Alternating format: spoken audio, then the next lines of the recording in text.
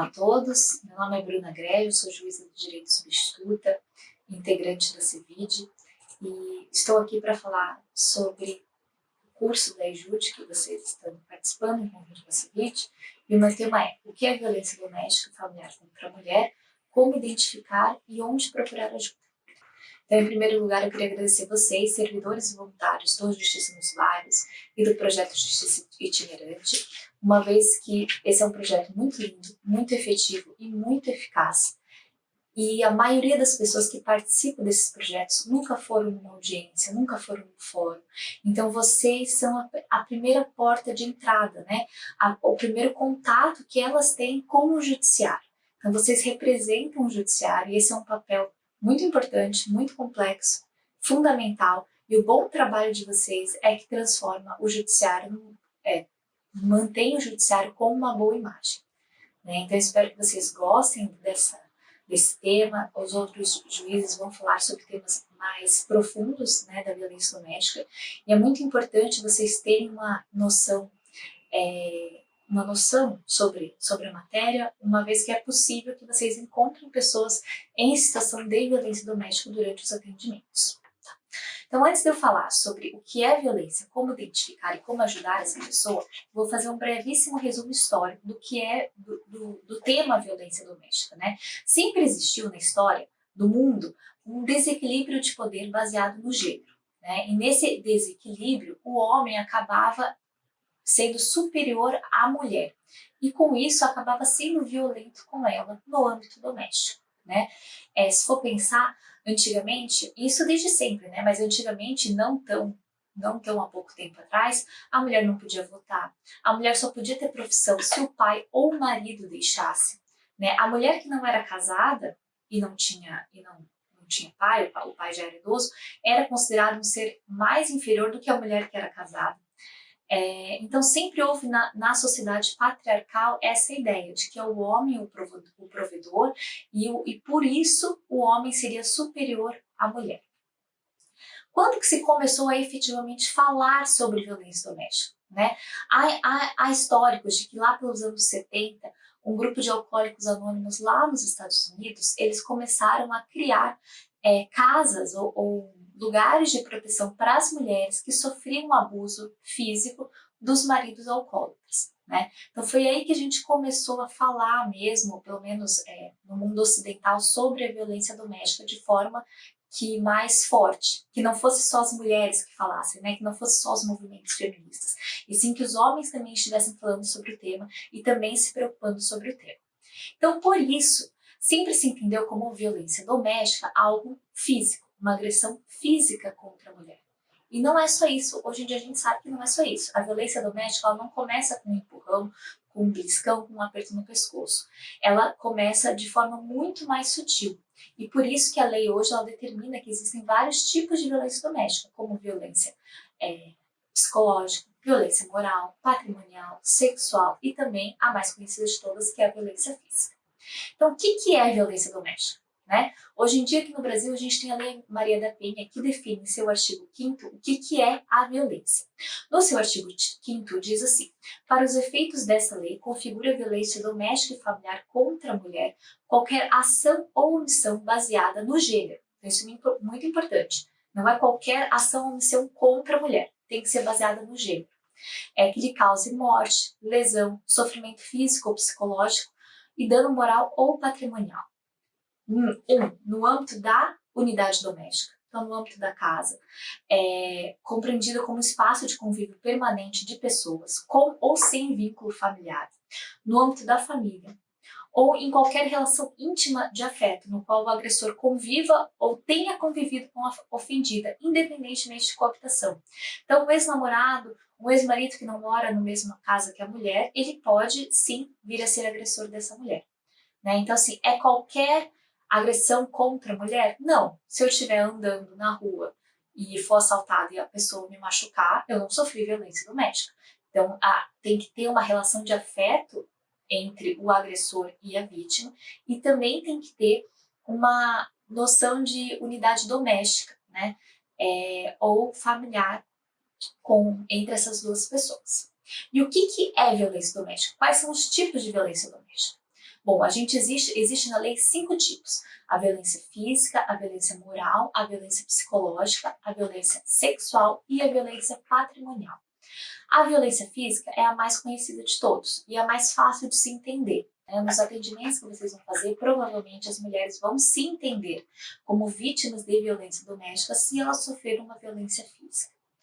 O que é essa violência física? Algo que afete a integridade corporal da mulher. Então, é um beliscão, um empurrão, um soco, um chute, um aperto mais forte no braço, um aperto no pescoço, uma tentativa de esganadura, de enforcamento. Essa é a violência física. A violência psicológica é toda ação ou omissão por parte do agressor, lembrando que tem que ser no âmbito doméstico, no âmbito da família, numa relação de afeto entre as partes, que cause dano emocional para essa mulher, por meio de ameaças, xingamentos, tudo que possa causar uma baixa nessa autoestima da mulher, tá?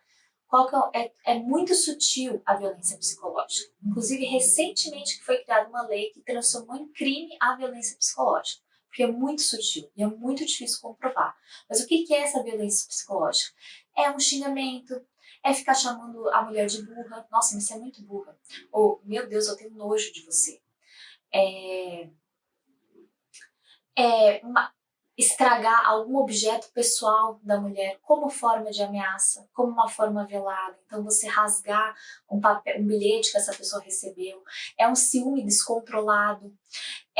Tem um caso relatado que o homem, ele sempre mandava, o ex-namorado, ele mandava toda semana para a mulher uma coroa de flores com o nome dela, né? Imagina o medo que causa nessa mulher essa violência psicológica. Então, essa violência psicológica é muito sutil, porque ela vai minando a autoestima da mulher de tal forma que chega um momento que ela não percebe que ela sofre violência. Ela não entende isso como violência, mas ela tá nesse relacionamento abusivo e ela não consegue sair dele. Porque ela tá com a autoestima muito abalada e ela se sente burra, ela se sente menosprezada, ela se sente menor do que ela é, né? Então, essa é a violência psicológica. A violência patrimonial é quando o agressor ele atinge o patrimônio da mulher. Então, é muito comum a gente ver casos que o homem ele queima as roupas da mulher, ele furta os objetos da casa e depois ele vem e fala assim, não, mas eu que comprei esse sofá, então o sofá é meu, né? Não tendo completa noção do que significa divisão de bens, regime de bens, enfim. Às vezes ele pega a certidão de nascimento dos filhos e não quer devolver, como forma de forçar a mulher a ficar com ele, ou como forma de forçar a mulher a fazer algo que ela não quer. Queima, né? Eu já vi casos que queima o carro da mulher, queima as roupas, rasga foto. Isso seria mais violência psicológica, rasgar as fotos, né? Mas tudo como forma de ameaçar essa mulher, de mostrar o poder que ele tem sobre ela e para ela ter medo de sair do relacionamento, tá? Aliás, vou fazer um parênteses aqui, é muito importante. Às vezes a gente tem como ideia assim, meu Deus do céu, essa mulher, por que ela não sai disso? O cara é louco, ou ele não tá fazendo bem para ela, por que ela não sai desse relacionamento? Gente, essa mulher tá tão frágil emocionalmente que ou ela não percebe que ela tá sofrendo violência doméstica, ou ela realmente sente, ela tem essa sensação, por mais que não seja racional, ela tem essa sensação de que ela não consegue sair desse relacionamento, né? Se ela sair, ela vai se prejudicar mais ainda do que se ela ficar no relacionamento. Não só pelos filhos, ela acha que ela não tem conhecimento, que ela não é inteligente, que se ela sair, ela vai se ferrar ainda mais, né? Então, assim, a gente tem que ter essa escuta empática e não ter esse julgamento com a mulher, porque é mais difícil do que a gente imagina esse relacionamento, essa situação que ela está vivenciando.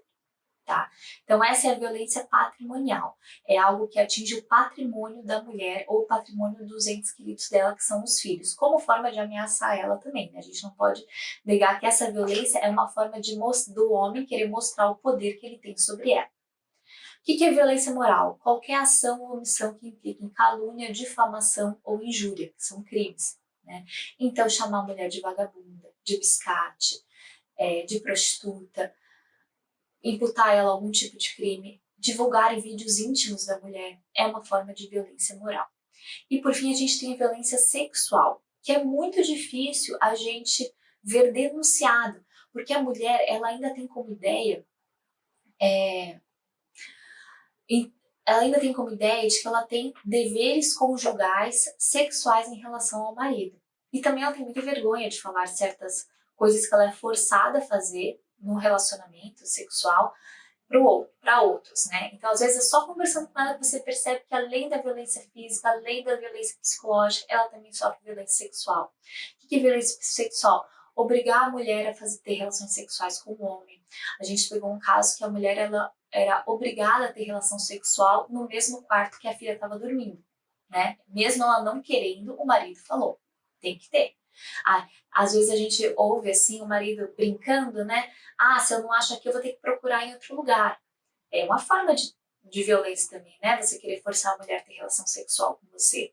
Outro tipo de violência sexual, eu quero que forçar ela a fazer algum tipo de coisa na cama que ela não quer. Ou a gente tem que, já vi casos tipo assim, ah não, tem que ter outra mulher, eu quero que tenha outra mulher na nossa cama também. É uma violência sexual se a mulher não quer, né, que tenha esse terceiro. Fazer outro tipo de sexo que ela não queira. Impedir ela de usar contraceptivo, ou forçar ela a usar contraceptivo, ou forçar ela à prostituição. Tudo isso é violência sexual no âmbito doméstico. Definidos 5 tipos de violência sexual, é importante que a gente entenda quais são os procedimentos que a lei determina. Então, sabendo os tipos de violência doméstica e o que é violência doméstica, a gente tem a lei, que é a Lei Maria da Penha 11.340 de 2006, que ela determina um procedimento a ser seguido em caso de violência doméstica. Tá? É claro assim, se a violência ela é um crime, também a gente pode ir lá no Código Penal para verificar quais são os crimes de ameaça, difamação, calúnia, lesão corporal e até o feminicídio, né? E lá vai ser o seguido o rito criminal da ação penal. Mas antes da ação penal, existe a possibilidade da mulher pedir uma medida protetiva. O que é essa medida protetiva? Depois vai ser explicado de forma mais profunda pelos outros palestrantes, mas eu quero fazer assim um resumo, mais ou menos. Então, o que é essa medida protetiva? A medida protetiva é uma medida que a mulher pede para fins de preservação da integridade corporal e mental dela. Então, é muito importante a gente ter em mente que qual que é a ideia da Lei 11.340 de 2006? A ideia da lei é proteção integral da integridade física e mental da mulher, tá? Então, tudo que a gente vai fazer, tudo que o juiz, o servidor, ou os outros atores desse procedimento vão fazer, eles têm que ter essa perspectiva. Por isso que a violência doméstica, por exemplo, ela não pode ter como vítima o homem, porque não é essa a ideia. Né? O homem pode sofrer violência psicológica? Pode sofrer violência física? Pode pegar uma mulher que machuque ele? Pode, mas vai ter a Lei 11.340 de 2006? Não. Por quê? Porque, como eu expliquei, historicamente é a mulher que sofre violência por causa desse desequilíbrio de poder baseado no gênero. Então é por isso que a sociedade brasileira, o ordenamento jurídico, quis proteger a mulher e criou essa Lei 11.340 de 2006. Tá? Qual que é o procedimento dessa lei? Geralmente, com a mulher, quando sofre violência, ela vai na delegacia. Na delegacia é tomado por termo as declarações dela. Se o homem estiver junto, uma vez que foi talvez preso em flagrante, não sei, também é tomado por termo o depoimento dele, a versão dos fatos dele. É pedida a qualificação de todas as partes. É perguntado para a mulher se ela tem filhos, se os filhos têm alguma necessidade especial, se precisam de alguma coisa. Tudo para quê? Para quando o delegado, o policial, pegar esse termo e enviar ao juiz, ao Ministério Público, a gente possa ter uma noção mais verídica da situação relatada. Né? Inclusive, hoje em dia, existe o Formulário Nacional de Avaliação de Risco, que todas as comarcas devem poder preencher, que é verificado se o homem ele tem arma de fogo, se ele se as partes estão divorciadas ou ainda estão morando junto, se tem filhos, se ele já tentou se suicidar antes ou se já ameaçou de matar a mulher. Tudo para a gente verificar qual é a grade de risco, a valoração de risco que essa mulher está sofrendo naquele momento exato. Tá? Então, na delegacia, a mulher vai preencher tudo isso com a ajuda do policial, do delegado. Se existir uma delegacia especializada em violência doméstica da mulher, 1000 vezes melhor, né? É para lá que essa mulher deve ir. Nesse primeiro momento, ela pede as medidas protetivas, tá? Quais são as medidas protetivas que ela pode pedir e que o juiz pode conceder? Retirada do porte de arma ou da posse de arma do agressor, né? Por motivos óbvios, porque se o homem ele tem uma arma e está praticando violência doméstica contra ela, a chance dele usar essa arma para machucar ela é grande, né? Então a retirada desse porte. Afastamento do lar, do domicílio ou do local de convivência com a ofendida. Proibição de determinadas condutas, entre as quais a aproximação da ofendida dos seus familiares e das testemunhas, fixando um limite mínimo de distância entre as pessoas. Então, às vezes o juiz fixa 200 metros, 500 metros que o homem não pode se aproximar da mulher. Aqui a gente tem um problema, né? E se o homem... Eu já peguei caso assim. Não, é um terreno grande que tem 2 casas. A casa da frente é dos pais do agressor e a casa de trás é da mulher. Aí o homem vem e fala assim, não, mas eu posso até sair de casa, mas eu tenho que morar na casa dos meus pais. É perto? Como é que eu faço? É um problema? É um problema. Quem vai se prejudicar com esse problema? O homem. Por quê? Qual que é a ideia? Relembrando, a ideia, o objetivo da lei. Preservar a integridade física e psíquica da mulher. Então, se o juiz entende que aquela distância é fundamental e o homem não consegue morar na casa dos pais por causa dessa distância, então ele vai ter que achar outro lugar. A gente não vai fazer a mulher ir para outro lugar, tá? Proibição de contato com a ofendida, seus familiares e testemunhas por qualquer meio. Então não adianta, eu não tô falando com ela, não pode mandar WhatsApp, não pode mexer, dar uma curtida no Instagram, não pode Facebook, não pode mandar bilhetinho como correio, não pode entrar em contato com o ofendido, de jeito nenhum, tá? É uma forma da gente preservar, novamente, a integridade física e mental da mulher. Frequentar determinados lugares, então o juiz pode proibir o homem de frequentar ou passar perto do trabalho da mulher, porque também é uma forma de ameaçar, né? Uma ameaça velada, ele está toda hora lá perto. A mulher frequenta a igreja, a gente pode determinar que ele frequente outra igreja, mas não aquela no mesmo horário da mulher. Restrição ou suspensão de visita aos dependentes menores, tá? Ouvida a equipe de atendimento multidisciplinar ou serviço similar. Por que isso? Infelizmente, há muitos casos de feminicídio que acontece quando, nessa troca, né, a mulher vai levar os filhos para o marido. Recentemente aconteceu isso com uma juíza lá do Rio de Janeiro, se não me engano, que a mulher foi levar os filhos, né, tinha acabado de se divorciar, foi levar os filhos para o marido ver e o marido matou ela na frente dos filhos, tá? Também acontece casos que nessa hora o marido pega os filhos, mata os filhos e se suicida, né? É uma forma de demonstrar esse último poder que ele tem sobre ela, impedindo ela de ter convivência, né, a vida toda com os entes mais queridos dela. Prestação de alimentos provisionais ou provisórios é feito cautelarmente, mas já pode ser feito na medida protetiva. Comparecimento do agressor a programas de recuperação e reeducação. Então, em algumas comarcas já existem, a ideia é que existam em todas no futuro próximo, grupos reflexivos de agressores, né, para eles também melhorarem, né, a ideia não é só punir o agressor, a ideia é que ele não pratique violência doméstica, não só com essa mulher ou com nenhuma outra mulher que ele venha se relacionar no futuro. E para isso a gente tem que criar esses grupos para eles refletirem sobre esse machismo estrutural, sobre essa ideia de desequilíbrio de poder e por que eles praticam essa violência contra a mulher. Inclusive, muitos homens entendem que eles não praticam essa violência. Mesmo de violência física, eles chegam na audiência e falam assim, não, mas eu não bati, eu só empurrei. Né? Você veja como eles estão dissociados do que é violência. Se é um empurrão, eles entendem assim, violência física é o que eu sofreria se algum homem me batesse. Não é isso, né? Então, eles estão dissociados da realidade. Então, esses grupos reflexivos são muito importantes e muito efetivos para falar sobre isso, tá? E acompanhamento também psicossocial do agressor em atendimento individual ou em grupo de apoio. A gente vê muitos casos que a pessoa fala assim, não, mas ele é bom comigo, ele só me bate ou ele só pratica violência doméstica quando ele tá bêbado ou quando ele usa droga, né? Então existe os CAPs, existe Alcoólicos Anônimos, Narcóticos Anônimos, vários grupos que podem ajudar esse homem no vício que ele possui. Essas são as medidas protetivas que a gente pode praticar em relação ao agressor. E também existem as medidas protetivas em relação à mulher, a favor da mulher. O juiz ele também pode aplicar certas medidas protetivas em favor da mulher, direcionadas à mulher, né?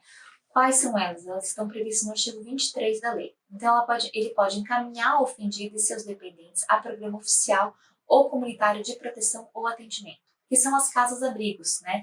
A depender da situação, é tão perigoso para a mulher ficar na casa dela que ela pode preferir sair de casa e pedir proteção ao judiciário, né?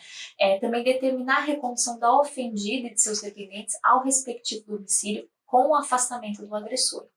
E determinar também o afastamento da ofendida do lar sem prejuízo dos direitos relativos a bens, guarda dos filhos e alimentos. Por quê? É muito comum, às vezes, o homem ameaçar a mulher falando assim, se você sair de casa, tudo aqui é meu. Se você sair de casa, eu vou alegar abandono de lar. Né? Então, é uma forma da gente proteger a mulher para ela não ter essa preocupação se ela for afastada do lar, né? Se a gente determinar esse afastamento. Determinar a separação de corpos e também determinar a matrícula de dependentes em escola pública de forma prioritária, se ela tiver que se afastar do local que ela mora, ir para outro bairro, por exemplo, a gente pode determinar que os filhos estudem na escola mais próxima do bairro que ela agora se mudou, tá? O juiz ele também pode, para a proteção patrimonial dos bens da mulher, impedir que o homem ele venda ou dê em caução o bem dos dois.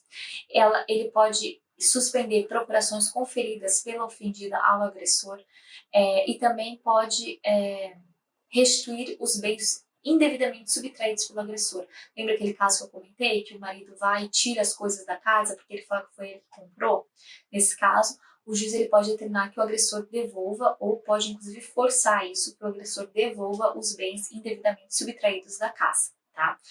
Mas então quer dizer que na medida protetiva eu vou me divorciar da pessoa? Não. Inclusive vocês que estão trabalhando na justiça dos bairros, vocês sabem muito bem que não, que é necessária uma ação de divórcio. Né? Mas o juiz ele pode cautelarmente, provisoriamente, determinar esse afastamento do lar, guarda e alimento dos filhos, para que depois um advogado possa entrar com esse pedido no juízo competente. Né? Então aqui o juiz ele também pode determinar que seja enviado a medida protetiva para a Defensoria Pública ou para núcleos de advogados de faculdade, enfim, ou nomear um advogado dativo para que ele possa depois oferecer assistência judiciária para a mulher a fim de entrar com ação de divórcio, decidir de forma definitiva a questão de separação de bens, de guarda, de alimentos dos filhos. Né? A medida protetiva é provisória, não é para sempre isso. Né? O juiz ele faz por quê? Porque é uma questão imediata. Né? Lembrando, para resguardar a integridade física e mental da mulher. E depois, cabe à mulher, por meio da assistência judiciária, oferecida inclusive pelo próprio judiciário, resolver isso de forma definitiva. Tá? E se houver o descumprimento dessa medida protetiva? Né? Depois que o homem é intimado, havendo descumprimento, a lei permite que haja a prisão imediata do homem, tá? A prisão preventiva dele. Então, por mais que seja um crime de menor potencial, não menor potencial ofensivo, né, mas assim, de menor potencial lesivo, como um crime de ameaça, que tem uma pena super pequena, a lei ela permite a prisão imediata e preventiva do homem para resguardar a integridade da mulher. Tá? Então, assim, esse foi um breve resumo do que é medida protetiva, de quais são e do que a mulher pode pedir perante o juiz, né, por meio da delegacia ou por meio do Ministério Público, ou ela pode, inclusive, ir no balcão do judiciário e fazer esses pedidos.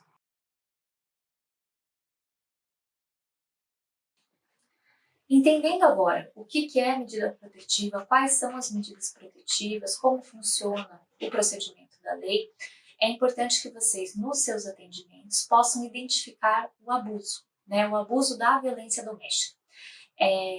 Lembrando que esses abusos que eu vou aqui mencionar, esses sinais, não é necessariamente certo que a mulher esteja sofrendo violência doméstica, mas é um sinal que pode acender uma luz vermelha e com isso vocês podem, né, falar, se vocês sentirem abertura sobre o que é, pode falar genericamente, para talvez a mulher se sentir assim, segura para comentar sobre o assunto ou começar a perguntar, sabe, assim, plantar uma sementinha, às vezes, na cabeça da mulher, porque às vezes ela acha que não está sofrendo violência, né? Então é uma forma também de dar conhecimento para essa mulher, tá? Eu retirei esses sinais de um texto muito interessante chamado Derrubando Muros e Construindo Pontes, que vale a pena dar uma olhada se vocês tiverem acesso e tiverem interesse procurando na internet, tá?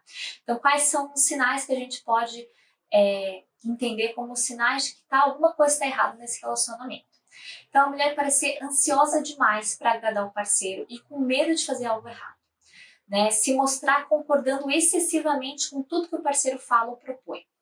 Ficar reportando o que faz com quem está a todo tempo, né? Receber ligações agressivas desse parceiro, ter acesso limitado a dinheiro ou cartões de crédito por seu parceiro. Então aqui, né, a gente lembra da violência patrimonial, de não deixar ficar controlando o que ela gasta, não deixar ela ter acesso ao próprio dinheiro do salário dela, ter seus gastos financeiros monitorados, sabe? Assim, tem problema o meu marido cuidar do meu dinheiro? Não tem, mas como que é esse cuidado, né? Tudo é muito sutil, tudo é muito complexo, mas a gente tem que ver como que é esse cuidado. É um cuidado ou é uma forma de vigilância, né? Existe essa diferença.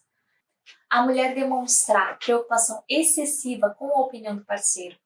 Você vê que tem alguma coisa errada se ela frequentemente se ausenta do trabalho ou de compromissos sociais sem motivo aparente. Ela usa roupas que parecem que não fazem sentido, né? Então, uma blusa de gola alta, manga comprida num dia que está muito quente. Mas por que ela está usando essa roupa, né? Ela apresentar roxos no corpo e marcas físicas de agressão e não explicar exatamente, ou dar uma história maluca, né? Ah, eu caí da escada, sabe assim? Uma coisa meio estranha. Apresentar objetos ou móveis quebrados na casa dela. Demonstrar baixa autoestima súbita, né? A mulher que sempre se mostrou confiante, de repente está com uma baixa autoestima, assim, sem motivo aparente. Ter mudanças significativas de personalidade, né? Então, por exemplo, uma pessoa extrovertida que começa a se tornar muito tímida, isolada. Aliás, um dos sinais, assim, que às vezes a pessoa está sofrendo abuso, está num relacionamento abusivo, é a mulher se isolar de todo mundo. Então a gente vê assim, eu peguei um caso que a mulher, ela foi fazer audiência e ela estava sofrendo violência doméstica, e aí ela falou assim, não, o meu marido ele quis que a gente se mudasse para a chácara, mas eu gosto tanto de morar na cidade, e aí quis se morar para a chácara, aí não deixava ver os amigos, porque é muito longe, não tem por que eles virem aqui, não tem por que a gente ir para lá. Você vê que ele começa a isolar a mulher de uma forma que ela começa a perder os contatos e a rede de apoio dela, tendo só ele como referência, né? E aí ela começa a concordar com tudo que ele fala, começa a achar que tudo que ele fala é o certo, porque ela perdeu a referência das outras pessoas por meio desse isolamento, né? E demonstrar também sinais de depressão, um transtorno de ansiedade, pensamentos suicidas. Tudo isso são sinais que fazem a gente acender a luz vermelha. Opa, ela pode estar sofrendo algum tipo de violência doméstica. E é importante também a gente entender que existe um ciclo da violência. Então não é assim que a mulher está nesse relacionamento, o relacionamento é ruim, o relacionamento é abusivo, e a gente se pergunta, não, mas por que ela não sai, né? Não é fácil, não é fácil, não é só por causa dos filhos, não é só por causa da dependência econômica. Não, é porque é um relacionamento também baseado no afeto. Não é só um relacionamento violento, é um relacionamento violento que é baseado no afeto. Se a mulher ela começou a namorar essa pessoa, ela era apaixonada por essa pessoa e ela tinha um relacionamento de afeto, que ela gostava dela, né? E aí se decepciona com a violência, mas depois melhora. Então é muito difícil e muito complexo, né? E a gente fala que existe um ciclo da violência. Qual que é o ciclo da violência? É composto por 3 fases, né? Primeiro, o aumento da tensão. Então tem irritabilidade, xingamentos por parte do agressor, a vítima fica tentando evitar o comportamento abusivo, então, ai, não, desculpa, não vou fazer de tudo para não levar bronca, não vou falar alto, senão ele briga comigo, assim, é aquela tensão. Aí a tensão fica tão grande que parte para a violência, né? A violência física, a violência psicológica, patrimonial. E depois dessa violência tem a fase da lua de mel. Então o homem ele se mostra arrependido, ele pede desculpa, ele diz que nunca mais vai fazer isso, ele começa a se comportar de forma muito correta. aí a mulher perdoa ele, a mulher realmente acha que vai melhorar, e aí volta pro ciclo da tensão, tá? E quanto mais é feito esse espiral, mais há uma escalada na violência. Então, a primeira violência é geralmente uma violência psicológica. Depois de um tempo, começa a ser uma violência física, né? Podendo, inclusive, descambar no feminicídio. Então, como que a gente pode conversar com quem sofre esse abuso, né? Então, se vocês nos atendimentos percebem esses sinais, como que você pode conversar com essa mulher? Bom, o primeiro momento é, se a mulher não fala nada, se ela não tá falando, olha, tudo bem, quero saber sobre violência doméstica, se ela não tá falando nada, não dá pra forçar, não dá pra assim, olha, eu acho que você tá sofrendo violência doméstica por isso. Não, porque isso vai inclusive ter o efeito reverso, né? Ela vai se fechar ainda mais e vai falar assim, quem que é essa pessoa que tá querendo se meter na minha vida? Dá pra falar de forma assim, breve, genérica, sobre violência doméstica, sobre o que é, como que a mulher pode pedir ajuda. Por quê? O conhecimento, ele liberta essa pessoa. Então, assim, com o tempo, ela vai ouvindo sobre isso, ela fala, opa, nossa, mas isso eu nem sofro. Ah, isso eu conheço uma amiga minha que sofre, sabe? E aí ela vai talvez estudar mais sobre o assunto, vai começar a se entender como vítima de violência e vai se sentir segura no futuro para poder denunciar, né? Porque imagina, se vocês falam isso na frente do marido, pode até piorar. O marido vai falar assim, você tá falando alguma coisa para ele? Pode até machucar a mulher depois que volta para casa, né? Então tem que tomar muito cuidado, tem que ter muito tato nesse momento, tá? Se a mulher, a partir do momento que vocês falarem, ou se a mulher der abertura para falar mais, ou ela comentar sobre essa violência que ela sofre, ou ela comentar que ela acha que sofre, mas não tem certeza, a primeira coisa que vocês têm que fazer é ter uma escuta empática, né? Uma escuta sem julgamento. É normal, não digo que é normal, mas é comum a gente pensar, meu Deus, por que essa mulher não larga ele? E a gente tem que lembrar que a maioria dos feminicídios ocorre quando a mulher tenta largar o marido. Então, é muito perigoso para a mulher se separar do marido, né? Então, por isso que a gente requer muita coragem, por isso que a gente não tem que ter esse pensamento. E às vezes a gente não fala, né? Mas o nosso corpo fala, o nosso corpo está na defensiva. E a gente que mexe com direito, a gente sempre está ouvindo uma história e a gente já está tentando pegar uma inconsistência, né? É uma forma que a gente aprendeu quando a gente ouve relatos, né? Mas nesse caso específico não dá para ter esse tipo de comportamento. Então tem que ter uma escuta empática, uma escuta sincera. Tipo, eu realmente quero ouvir você. Eu estou aqui para ouvir você. Lembrando que, como eu falei anteriormente, vocês são provavelmente o primeiro acesso que essas pessoas têm ao judiciário. Então, vocês representam o judiciário, como se vocês fossem os juízes que ela estaria falando para um juiz. Então, tem que tomar cuidado, tem que ter uma escuta empática e sincera, indicando que ela não está sozinha e que não é culpa dela o que está acontecendo, tá? Depois, sendo sincero sobre a preocupação com a segurança dela. A medida protetiva, ela é importante. Muitos casos de feminicídio ocorrem quando a pessoa não tem medida protetiva, né? Porque deixou chegar a esse ponto. Então, assim, a medida protetiva, ela realmente evita o pior, que é o feminicídio, tá? Ou machucar, ou integrar, ele não me matou, mas me machucou, né? Lembra que eu falei da escalada da violência? Então, a gente tem que ser sincero e demonstrar uma preocupação verdadeira com a segurança dessa pessoa. E oferecendo caminhos para essa pessoa obter ajuda, né? Que é o que a Lei da Maria da Penha indica, quais são os caminhos. Tem a medida protetiva, né? Existem outras formas de você entrar nesse ciclo de proteção. Você pode ir ao CREAS, ao CRAS, ao CAPS, você pode ir ao judiciário, ao Ministério Público, às próprias delegacias, né, que às vezes é a primeira coisa que a mulher pensa. Tem o botão do pânico, você pode ligar para o 180, tem várias formas de você procurar ajuda, tá? Às vezes a mulher me pergunta assim, não, mas eu quero ficar com ele, eu gosto dele, eu amo ele, e aí a gente não pode julgar, não, você não tinha que estar gostando desse cara, olha o que ele faz para você. Não julgue. Se ela quer ficar com ele, ela realmente acredita que esse relacionamento pode dar certo, é possível sim o CREAS ou outros serviços sociais ajudar o casal a lidar com a situação de forma que não ocorra mais a violência doméstica. Então, se o agressor ele é violento porque ele tem problemas com drogas, o CAPS pode ajudar nisso, né? O CREAS pode fazer um trabalho em família para ajudar a manter esse relacionamento, mas que esse relacionamento não seja abusivo, né? E aceitar também, gente, que ela pode demorar um pouco para se sentir segura para fazer uma denúncia. E aceitar que ela mesma vive nesse relacionamento abusivo, né? Então, assim, não é porque vocês explicaram tudo para ela que ela vai falar assim, ah, é verdade, obrigada, e sair daqui na delegacia fazer um pedido de medida protetiva. Não é assim. Às vezes ela vai demorar, ela vai ter que digerir essa informação, e cada um tem o seu tempo, né? Então, o papel de vocês é explicar o que existe, sim, a violência doméstica, que ela não começa com um empurrão, não começa com um tapa. Há vários tipos de violência sutis antes, né? Esse ciclo da violência, e que é importante ela procurar ajuda, e que é importante, sim, ela denunciar a agressão.